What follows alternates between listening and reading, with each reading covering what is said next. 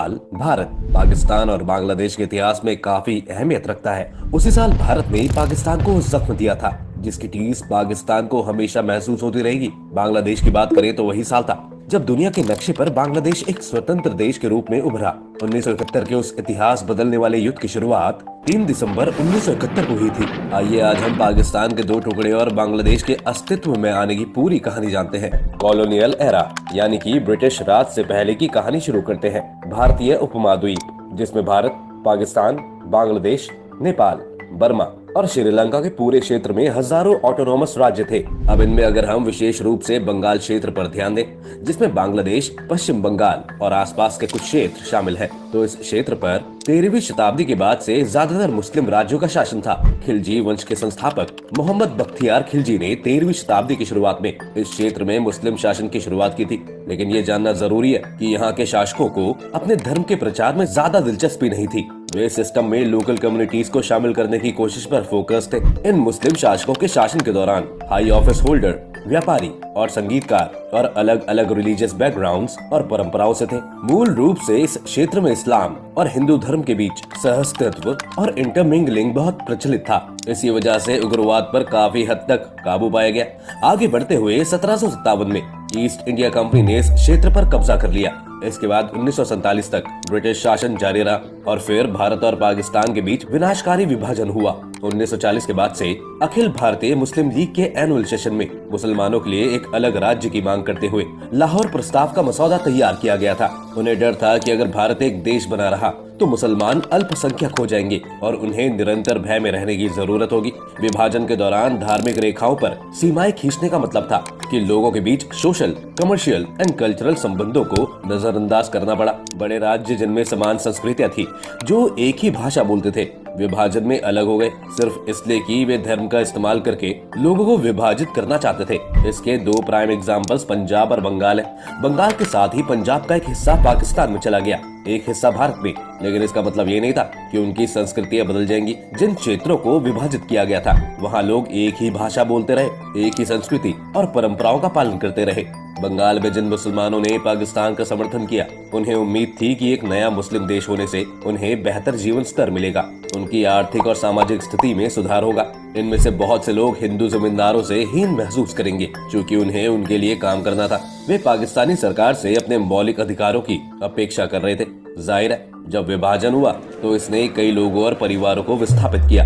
एक बड़े पैमाने पर पलायन हुआ, जिसमें कई मुसलमान पाकिस्तान चले गए और कई हिंदू पाकिस्तान से भारत आए। कई दंगे और भीड़ हिंसा हुई। मृत्यु दर 2 लाख से 2 मिलियन के बीच कहीं भी होने का अनुमान है। इस माइग्रेशन के दौरान बिहार में मुसलमानों का एक समूह रहता था। अब क्योंकि बिहार बांग्लादेश के करीब है, इसलिए बिहार में रहने वाले बहुत से मुसलमान पूर्वी पाकिस्तान में चले गए। यहाँ मुस्लिम बिहारियों का विशेष रूप से उल्लेखन करना महत्वपूर्ण है, क्योंकि जैसा कि आप कहानी में बाद में देखेंगे कि कैसे उन्हें बांग्लादेश के खिलाफ माना जाता था। उन्हें बांग्लादेशी विरोधी करार दिया गया। शुरुआत में बंगाल एक राज्य के रूप में विभाजन के खिलाफ वोट किया था। अगर विभाजन का मतलब यह था कि बंगाल को पाकिस्तान का हिस्सा बनना होगा, लेकिन बंगाल में पश्चिम बंगाल का क्षेत्र विभाजन चाहता था और भारत का हिस्सा बनना चाहता था, जबकि पूर्वी बंगाल बंटवारा नहीं चाहता था। लेकिन अगर बंटवारा होना ही था तो वे पाकिस्तान में शामिल होना चाहते थे। आखिरकार जब बंटवारा हुआ तो पश्चिम बंगाल भारत का हिस्सा बन गया और पूर्वी बंगाल पाकिस्तान का हिस्सा बन गया। 1500 किलोमीटर भारतीय क्षेत्र में फैले दोनों के बीच अलगाव के साथ पाकिस्तान देश के 2 भागों में विभाजित किया गया था। दिलचस्प बात यह है कि नए देश पाकिस्तान में बहुसंख्यक जातीय समूह बंगालियों का था। न्यूली फॉर्म्ड की आधी से ज्यादा आबादी पूर्वी पाकिस्तान में रहने वाले बंगालियों की थी और पश्चिमी पाकिस्तान में पंजाबी, पख्तून, सिंधी और बलूच रहते थे। भले ही पाकिस्तान में बंगालियों की आबादी सबसे ज्यादा थी, लेकिन नौकरशाही, सेना और राजनीति में शक्तिशाली पद पश्चिमी पाकिस्तान में केंद्रित थे, विशेष रूप से महाजिरों और पंजाबियों के हाथों में। इस बैकग्राउंड 47 के बाद पाकिस्तान की राजनीति को समझते हैं। भारत जैसे ही पाकिस्तान एक शुरू हुआ। फर्क सिर्फ इतना था कि पाकिस्तान में केंद्र सरकार बहुत शक्तिशाली थी। सत्ता एक व्यक्ति के हाथों में केंद्रित थी, जिसके कारण एक मजबूत संसदीय लोकतंत्र स्थापित नहीं हो सका। 1946 में ब्रिटिश सरकार ने अनडिवाइडेड भारत में चुनावों का आयोजन किया। इन चुनावों के परिणामों ने निर्धारित किया कि बाद में जब पाकिस्तान और भारत अलग हुए तो लेजिस्लेचर्स को कैसे विभाजित किया जाना था। मोहम्मद अली जिन्ना पाकिस्तान के गवर्नर जनरल बने। 1948 में आजादी के 1 साल बाद उनका निधन हो गया। उनके मृत्यु के बाद निजामुद्दीन गवर्नर जनरल बने और लियाकत अली खान प्रधानमंत्री बने। लगभग 3 साल बाद अक्टूबर 1951 में लियाकत अली खान की हत्या कर दी गई और निजामुद्दीन नए प्रधानमंत्री बने। उसने गुलाम मोहम्मद को गवर्नर जनरल नियुक्त किया। वह एक पंजाबी था। पाकिस्तान में पहला सैन्य तख्तापलट 1953 में हुआ, जब गुलाम मोहम्मद ने सत्ता संभाली और निजामुद्दीन को बर्खास्त कर दिया। अगले साल 1954 में पाकिस्तान में चुनाव हुए। इन चुनावों में ज्यादातर सीटें संयुक्त मोर्चे ने जीती। इसमें सबसे बड़ी पार्टी अवामी लीग थी, जो पूर्वी बंगाल की पार्टी थी। इन चुनाव परिणामों के बाद गुलाम मोहम्मद द्वारा पूरी संविधान सभा को बर्खास्त कर दिया गया था। 1955 में गुलाम मोहम्मद ने अपना कार्यकाल खाली कर दिया और major general Iskander Mirza governor general बने। उसके तहत पहली बार पूर्वी बंगाल का नाम बदल दिया गया। पूर्वी बंगाल को पूर्वी पाकिस्तान के नाम से जाना जाने लगा। दोस्तों, 1947 से 1971 के बीच पाकिस्तान में कई चरणों का मिलिट्री रूल रहा। इसका मतलब यह था कि जो राजनीतिक दल पाकिस्तान में रहने लायक थे, उनसे सत्ता बलपूर्वक छीनी जा रही थी। विशेष रूप से पूर्वी बंगाल में रहने वाले लोगों को राजनीतिक रूप से प्रतिनिधित्व करने का अवसर नहीं मिला। ऊपर से देश के ज्यादातर खर्चे का लाभ अकेले पश्चिमी पाकिस्तान को हुआ। राष्ट्रीय बजट का 75% पश्चिमी पाकिस्तान पर खर्च किया जा रहा था। भले ही सरकार की राजस्व आय का 62% हिस्सा पूर्वी पाकिस्तान से था, पश्चिमी पाकिस्तान में इकोनॉमिक डेवलपमेंट स्पष्ट था। 1969 से 1970 के दौरान पश्चिमी पाकिस्तान की प्रति व्यक्ति आय पूर्वी पाकिस्तान की तुलना में 61% ज्यादा थी। पश्चिमी पाकिस्तान में 25 गुना ज्यादा सैन्य कर्मी तैनात किए गए। इनके अलावा सबसे महत्वपूर्ण मुद्दा भाषा का था। जिन्ना और उनके कई सलाहकारों का मानना था कि पूर्वी पाकिस्तान और पश्चिमी पाकिस्तान सभी सही मायनों में एक हो सकते हैं जब वे एक ही भाषा बोलना शुरू कर दें, और उनकी राय में भाषा उर्दू होनी चाहिए थी। और इसलिए हमने पश्चिमी पाकिस्तान के शासकों द्वारा उर्दू को थोपते हुए देखा। सभी को उर्दू में बोलने के लिए मजबूर किया गया। उर्दू का इस्तेमाल ऑफिशियल पर्पसेस और सेना में किया जा रहा था। लेकिन जाहिर है, पूर्वी पाकिस्तान में रहने वाले लोग बंगाली थे। वे बांग्ला बोलते थे। वास्तव में 56% पाकिस्तानी बांग्ला बोलते थे। उर्दू को एलीट वर्ग की भाषा माना जाता था। सिर्फ हाई प्रोफाइल लोग ही उर्दू बोल रहे थे। बंगाल में रहने वाले आम लोग बांग्ला बोलते थे। 21 मार्च 1948 को मोहम्मद अली जिन्ना ने ढाका में एक भाषण दिया और स्पष्ट रूप से कहा कि पाकिस्तान की राज्य भाषा उर्दू होगी और कोई भाषा नहीं होगी।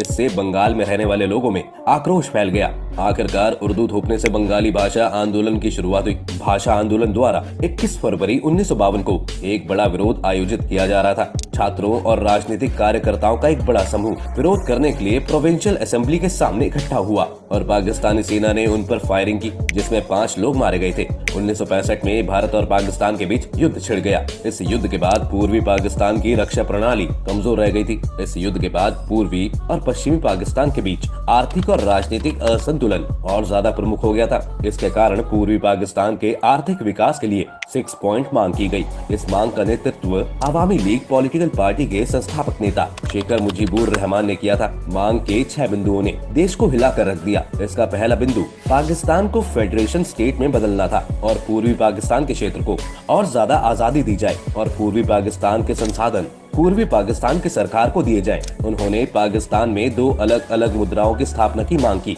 एक पश्चिमी पाकिस्तान के लिए और एक पूर्वी पाकिस्तान के लिए। पूर्वी पाकिस्तान को स्वतंत्र विदेशी भंडार रखने की अनुमति दी जाए और वास्तव में एक अलग सैन्य बल भी। उनकी मांगे पूर्वी पाकिस्तान को एक स्वतंत्र देश बनाने के समान थी। जाहिर है, इसने पश्चिमी पाकिस्तान की सरकार को नाराज कर दिया। सभी मांगों को खारिज कर दिया गया और वास्तव में पश्चिम पाकिस्तानी सरकार ने दावा किया कि ऐसी मांगे अलगाववादियों की मांगों की समान थी, कि वे देश के खिलाफ गए और यह देश को बांटने की कोशिश करने जैसा है। यही कारण है कि 19 जून 1968 को जब अयूब खान की सरकार ने पाकिस्तान पर शासन किया तो शेख मुजीबुर रहमान को गिरफ्तार कर लिया गया। 34 और बंगाली नागरिक और सैन्य अधिकारियों को पाकिस्तान के खिलाफ साजिश रचने के आरोप में गिरफ्तार किया गया था। उन पर राजद्रोह का मुकदमा दर्ज किया गया। जनरल अयूब खान ने दावा किया कि स्वतंत्र बांग्लादेश बनाने के लिए शेख मुजीबुर और उनके सहयोगी अगरतला में भारत के साथ सहयोग कर रहे थे। इस पॉइंट तक शेख मुजीबुर रहमान एक लोकप्रिय राजनीतिक नेता बन गए थे। वे बंगालियों की आवाज थे। पूर्वी पाकिस्तान में रहने वाले बंगालियों को क्रूरता, भेदभाव और असमानता का शिकार होना पड़ा। उन्होंने आवामी लीग और शेख मुजीबुर पे अपनी उम्मीदें टिका दी। गिरफ्तारी के बाद लोग सड़कों पर उतर आए। बड़े पैमाने पर विरोध प्रदर्शन हुए। इन विरोध प्रदर्शनों के दौरान शेख मुजीबुर के कैद सहयोगियों में से एक सार्जेंट ज़ुहरुल हक को जेल में एक जेल गार्ड ने मार डाला था।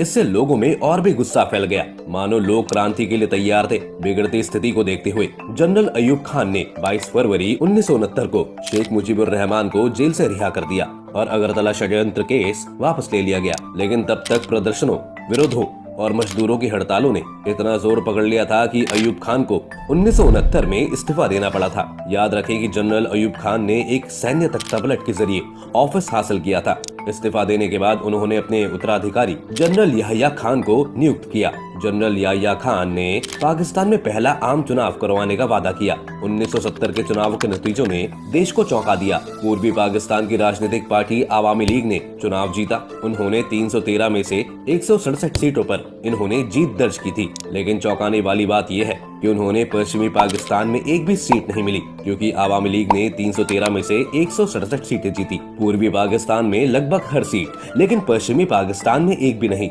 इसी से पता चलता है कि पाकिस्तान के दो हिस्सों के बीच गहरी खाई थी, क्योंकि पूर्वी पाकिस्तान में लोगों की आबादी ज्यादा थी और उनके पास ज्यादा सीटें थी। इसलिए आवामी लीग को चुनाव का विजेता माना जाता है। लेकिन पाकिस्तान की सरकार बनाने के लिए एक राजनीतिक दल का होना, जिसने पश्चिमी पाकिस्तान में कोई सीट नहीं जीती। उस समय पीपीपी के नेता जुल्फिकार अली भुट्टो ने इन चुनाव परिणामों को देखा, सेना के अधिकारियों और जनरल याह्या खान से मुलाकात की और चर्चा की कि नेशनल असेंबली को कैसे रद्द किया जा सकता है। वास्तव में चुनाव के परिणाम वह नहीं चाहते थे, इसलिए वह परिणामों को रद्द करवाना चाहते थे और फिर जनरल याह्या खान ने ऐसा ही किया। 1 मार्च 1971 के चुनाव परिणामों को रद्द करने की घोषणा की गई। इससे पूर्वी पाकिस्तान में खलबली मच गई। लोगों ने सवाल किया कि लोकतंत्र में ऐसा कैसे हो सकता है। उन्होंने मतदान किया और सबसे ज्यादा वोट वाली पार्टी जीत गई। एक बार फिर सड़कें बड़े पैमाने पर विरोध प्रदर्शनों से भर गई और इस बार उन्होंने आजादी का आह्वान किया। उनका कहना है कि चूंकि पश्चिमी पाकिस्तान को पूर्वी पाकिस्तान के नेताओं को चुनने में कोई दिलचस्पी नहीं थी, इसलिए उन्हें एक तरफ हट जाना चाहिए और उन्हें अपना देश बनाने की आजादी देनी चाहिए।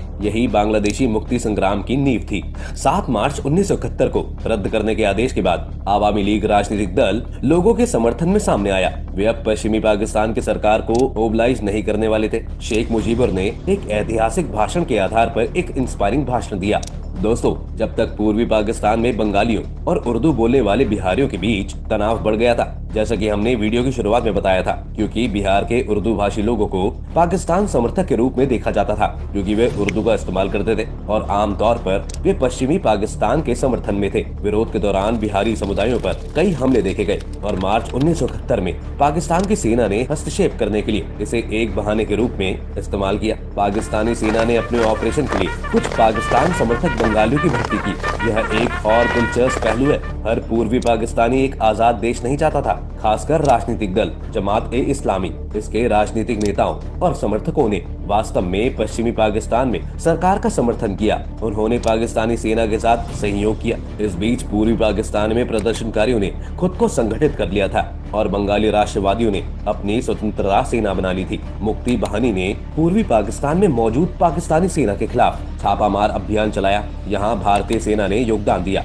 भारतीय सेना ने मुक्ति बाहिनी को गुरिल्ला युद्ध की ट्रेनिंग दी। जवाब में पश्चिमी पाकिस्तान ने east Pakistan central peace committee बनाई। इसमें हजारों नागरिक मारे गए, महिलाओं का उल्लंघन किया गया और क्रूरता की गई। विशेष रूप से इंटेलेक्चुअल्स को निशाना बनाया गया और उनकी हत्या की गई। इस समय तक पूर्वी पाकिस्तान में कानून और व्यवस्था पूरी तरह से नष्ट हो चुकी थी। बंगालियों ने पश्चिमी पाकिस्तान से आने वाले निर्देशों का पालन करना बंद कर दिया था। 25 मार्च 1971 पश्चिम पाकिस्तानी सरकार ने जघन्य नरसंहार ऑपरेशन सर्चलाइट की योजना बनाई। इसका मकसद बांग्लादेश की आजादी की मांग कर रहे लोकप्रिय लोगों को निशाना बनाना और उनकी हत्या करना था। 25 मार्च की रात पाकिस्तानी सेना के हजारों सैनिकों ने ढाका में मार्च किया। शेख मुजीबुर रहमान को गिरफ्तार कर लिया गया और पश्चिमी पाकिस्तान ले जाया गया। अपनी गिरफ्तारी से पहले शेख मुजीबुर ने पूर्वी पाकिस्तान को एक स्वतंत्र देश घोषित कर दिया था। उन्होंने कहा कि वे अब पाकिस्तान का हिस्सा नहीं है, वे बांग्लादेश है। यह घोषणा एक ट्रांसमीटर के माध्यम से की गई थी, इसलिए इसे ब्रॉडकास्ट होने में कुछ समय लगा और आधी रात बीत चुकी थी। यही वजह है कि 26 मार्च को बांग्लादेश में स्वतंत्रता दिवस के रूप में मनाया जाता है। 27 मार्च 1971 को मेजर जियाउर रहमान ने इस घोषणा पत्र को जनता के सामने पढ़ा और घोषणा की कि बंगाल एक स्वतंत्र देश है। उसी रात ढाका में 2 छात्रावासों पर हमला किया गया। पाकिस्तानी सेना ने एक रात में 7000 छात्रों की हत्या कर दी थी। इस ऑपरेशन सर्चलाइट में एक सप्ताह के अंदर 30,000 से ज्यादा बंगालियों का नरसंहार किया गया था। ढाका में रहने वाले आधे लोग शहर छोड़कर भाग गए। सभी फॉरेन जर्नलिस्ट को डिपोर्ट कर दिया गया और रेडियो ऑपरेशंस को बंद कर दिया गया। सेना में नियुक्त पाकिस्तानी पत्रकार एंथोनी मस्करेनहास यूनाइटेड किंगडम भाग गए और 13 जून 1971 को उन्होंने संडे टाइम में एक आर्टिकल पब्लिश किया जिसमें उन्होंने उस नरसंहार का वर्णन किया जो उन्होंने आर्टिकल में देखा था। इस आर्टिकल के जरिए दुनिया को बांग्लादेश में हो रहे जुल्म का पता चला। प्रधानमंत्री इंदिरा गांधी ने इस आर्टिकल को पढ़ा और कार्रवाई करने के लिए इंस्पायर हुई। इस कार्रवाई के बाद अवामी लीग के कई राजनीतिक नेता अपनी सुरक्षा के लिए भारत भाग गए। 10 अप्रैल को पीपल्स रिपब्लिक ऑफ बांग्लादेश सरकार को रिफॉर्म किया गया था और शेख मुजीबुर रहमान को राष्ट्रपति घोषित किया गया और ताजुद्दीन अहमद प्रधानमंत्री के रूप में। इस संघर्ष का बहुत बड़ा असर भारत में देखने को मिला। 1971 की शरद ऋतु में एक मौसम में 10 मिलियन से ज्यादा शरणार्थी सीमा पार कर भारत में प्रवेश कर गए। प्रधानमंत्री इंदिरा गांधी ने विकल्पों पर विचार किया। 25 अप्रैल 1971 को इंदिरा गांधी ने जनरल सैम मानेकशॉ को युद्ध की तैयारी करने का निर्देश दिया। पूर्वी पाकिस्तान में प्रवेश करने के लिए तैयार रहना। प्रारंभ में जनरल सैम मानेकशॉ को बहुत विश्वास नहीं था कि भारत कम समय में युद्ध जीतने में सक्षम होने के लिए तैयार हो सकता है, इसलिए उन्होंने निर्देश से इनकार कर दिया और इस्तीफे पे पेशकश की। लेकिन इंदिरा गांधी को उन पर पूरा भरोसा था। जुलाई 1971 तक इंदिरा गांधी ने पूर्वी पाकिस्तान को पूर्वी पाकिस्तान कहना बंद कर दिया। उन्होंने इसे बांग्लादेश का 3 दिसंबर 1971 को पाकिस्तान ने ऑपरेशन चंगेज खान लॉन्च किया। पाकिस्तान ने भारतीय हवाई अड्डों पर हमला किया। पाकिस्तान को इस बात की चिंता थी कि भारत इस युद्ध में दखल देने के लिए अपनी सेना का इस्तेमाल करेगा और बांग्लादेश को आजादी दिलाने में मदद करेगा, इसलिए उन्होंने पहले भारत पर हमला करने का फैसला किया। लेकिन जाहिर है यह रणनीति काम नहीं आई। 6 दिसंबर 1971 को भूटान आधिकारिक रूप से बांग्लादेश को मान्यता देने वाला पहला देश बना। उसी दिन भारत ने आधिकारिक रूप से बांग्लादेश को भी मान्यता दे दी। 12 दिसंबर तक भारत पाक युद्ध में पाकिस्तान को हार का सामना करना पड़ रहा था। 16 दिसंबर 1971 को भारतीय सेना ने ढाका को घेर लिया। पाकिस्तानी सेना को सरेंडर करने के लिए 30 मिनट का समय दिया गया था। अगले साल 1972 में भारत और पाकिस्तान के बीच शिमला समझौते पर हस्ताक्षर किए गए। इस समझौते के अनुसार पाकिस्तान ने बांग्लादेश को एक स्वतंत्र देश के रूप में मान्यता दी, लेकिन बदले में पाकिस्तान को क्या मिला? भारत ने वादा किया कि 93,000 पाकिस्तानी युद्ध बंदियों को अगले 5 महीनों में पाकिस्तान को रिहा कर दिया